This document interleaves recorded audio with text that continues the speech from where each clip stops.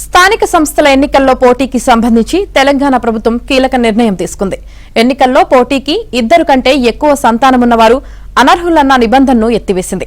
మంత్రివర్గ సమావేశంలో ఈ నిర్ణయం తీసుకుంది.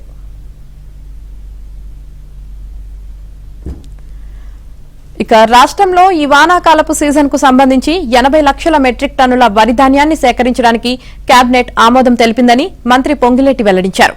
ఇక ధాన్యం కొనుగోళ్లను పకడ్బందీగా నిర్వహించాలని వ్యవసాయ, రెవెన్యూ, పౌర సరఫరాలు, రవాణా శాఖల సమన్వయంతో రైతులకు ఎలాంటి ఇబ్బంది లేకుండా కొనుగోలు ప్రక్రియను చేపట్టాలని నిర్ణయించినట్లు తెలిపారు. హైదరాబాద్ మెట్రో రైలు విస్తరణ ప్రక్రియను వేగవంతం చేయాలని మంత్రివర్గ నిర్ణయం తీసుకుంది.